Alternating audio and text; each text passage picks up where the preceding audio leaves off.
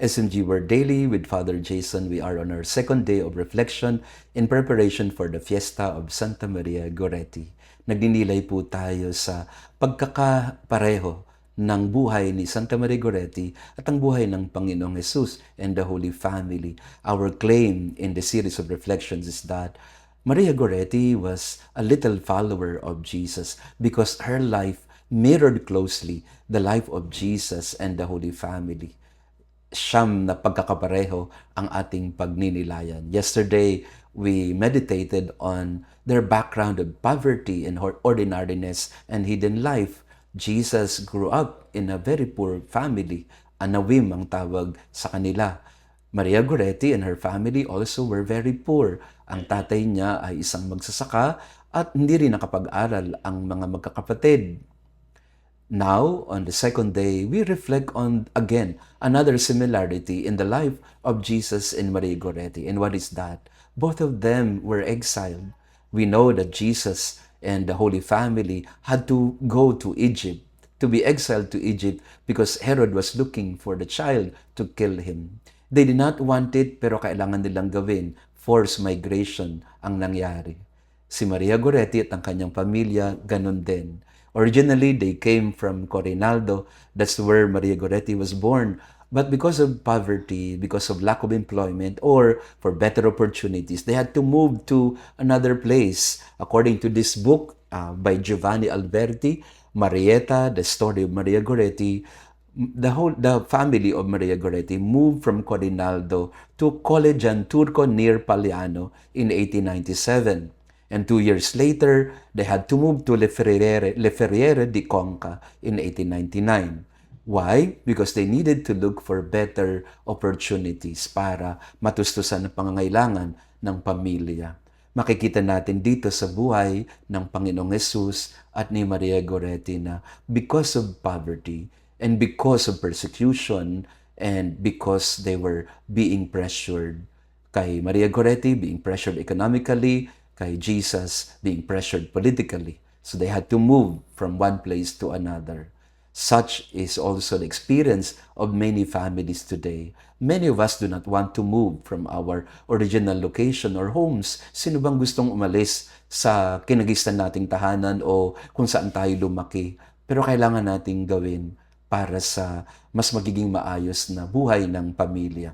Let us read an excerpt from this book again, describing the life of immigration ng pamilya ni Maria Goretti. So they did not immigrate to another country, but they emigrated to another locality or place inside Italy.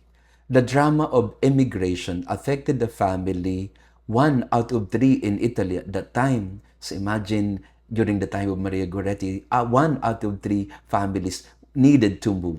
The wake of steamboats or the rattle of some trains forget on the benches so many stories of tears and poverty.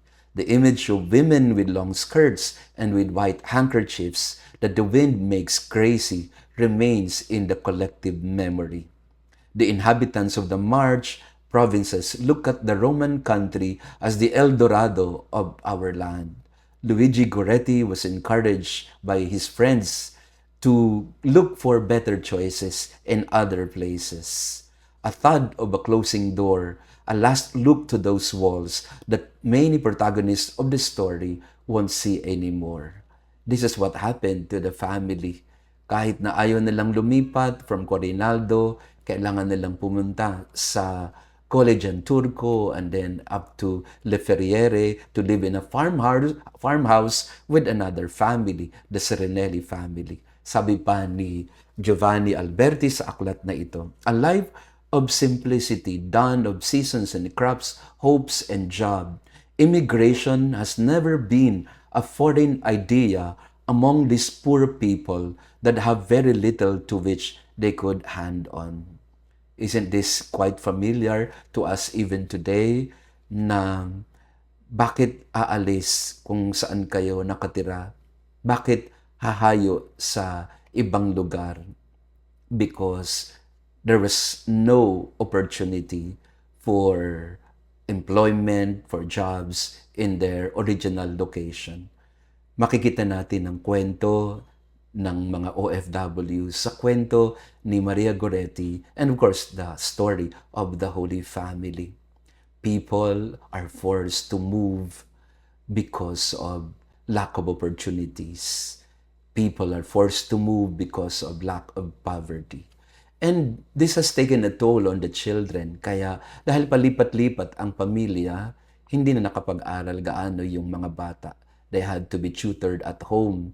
Pero syempre, kaunting-kaunti lang ang kanilang nalalaman.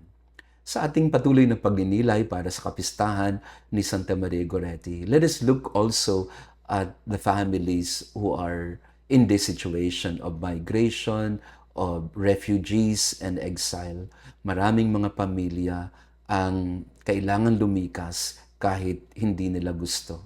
So we pray for the families of OFWs who are still trying to deal with the difficult situation in their life. We ask the intercession of Maria Goretti and her family to help us deal with the difficulties and challenges of migration and exile.